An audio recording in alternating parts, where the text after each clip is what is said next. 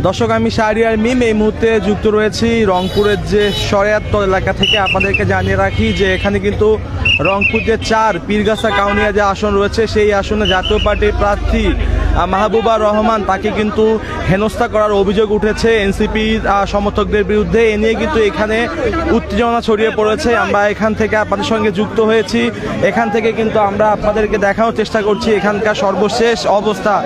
আপনারা নিশ্চয়ই দেখতে পাচ্ছেন এই মুহূর্তে আসলে কথা বলছে উনি, আসলে কি হলো আমরা সেটি কথা বলুন। ভাই, প্রশ্নটা হচ্ছে যে আপনার সাথে কি হয়েছে, এখানে উত্তেজনা কেন?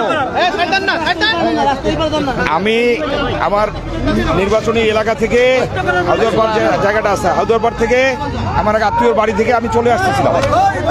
আসার পথে তারা বেশ কিছু ছেলেপেলে আমাকে বলতেছিল যে বিভিন্ন ট্যাগ দিয়ে দোসর চিল্লাচিল্লি করে তারা বেশ কিছু জামাত সমর্থিত যারা আছে, এনসিপি সমর্থিত যারা আছে, তারা এসে আমার গাড়ি গতিরোধ করে ড্রাইভারের কাছ থেকে গাড়ির চাবি কেড়ে নেয়। গাড়ির চাবি কেড়ে নেওয়ার পরে এলাকাবাসী যখন এখানে এসে দেখে যে কী ঘটনা, তখন তারা আমাকে দেখতে পেয়ে চিনতে পেরে তারা তাদেরকে বললো যে গাড়ির চাবি কে নিচ্ছ, তোমরা তাড়াতাড়ি চাবিটা দিয়ে দাও। যখন তারা চাবি না দিয়ে ইয়ে করছে, তাদের দুজন আর এখানে ছিল, তাদেরকে তারা আটক করছে এখানে, তাদের মোটরসাইকেল সহকারে তাদেরকে আটক করছে এখানে। এবং তারা যে কাজটা করতেছে এটা একটা ন্যাক্কারজনক কাজ তারা করছে, এবং এর জন্য আইনের কাছে যারা এখানে আছে, প্রশাসনের লোক আছে, আমরা দৃষ্টান্তমূলক শাস্তি দাবি করতেছি তাদের। তারা প্রতিনিয়ত এভাবে বাংলাদেশে একটা অস্থিতিশীল পরিস্থিতি, একটা নির্বাচনী পরিবেশ, আমি একটা দলের প্রার্থীর সঙ্গে তারা এই আচরণ করলে তাহলে সাধারণ মানুষের সঙ্গে তারা কি করতেছে এটা বুঝে নেন আপনারা। এখন যারা করেছে তাদের কোনো পরিচয় জানা গেছে? তারা আটক আছে এখানে, আমি তাদেরকে এখন চিনতে পারি নাই, তারা আটক আছে এখানে।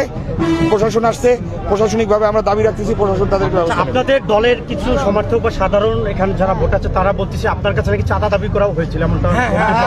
তারা এসে বলতেছে যে আমি নাকি টাকা পয়সা নিয়ে আমি এই এলাকায় টাকা দিচ্ছি। আমি তো আসলাম সিটি থেকে, আমার এলাকা থেকে, আমি প্রার্থী হিসেবে কি যাইতে পারবো না? এটা তো আসনের মধ্যে পড়েও না। আমি পার হয়ে আসছি, এখানে এসে তারা এই কাজটা করছে আসনের বাইরে এসে, এবং তারা কাউকেই মানে না এরকম একটা পরিস্থিতি যে তারা মনে হয় এই দেশে মনে হয় তারাই প্রশাসন হয়ে দাঁড়িয়েছে, এইরকম একটা ভাব নিয়ে তারা এই কাজগুলো করছে। তারা জামাত এবং এনসিপি আছে, তাদেরকে আটক করা হয়েছে, তাদের মোটরসাইকেল আটক করা হয়েছে, 2জনকে আটক করতে পারছে, বাকি 8-10 জন পালায় গেছে। মারধর করা হয়েছে কি বা ধাক্কাধাক্কি বা কোনো কিছু হেনস্থা করা হয়েছে? এখানে আমাদের এলাকার লোকের সঙ্গে ধাক্কাধাক্কি হয়েছে। তারা যখন উত্তেজিত অবস্থায় এখানে যখন আমাকে বারবার গাড়ি থেকে নামানোর চেষ্টা করতেছিল, তখন তারা উত্তেজিত লোকজন তাদেরকে এখানে চাবি নেওয়ার কারণে গাড়িতে যখন স্টার্ট দিয়ে যাইতে পারতেছিল না, তখন তারা এলাকাবাসী তাদেরকে 2জনকে আটক করে বাকিগুলো পালায়ন।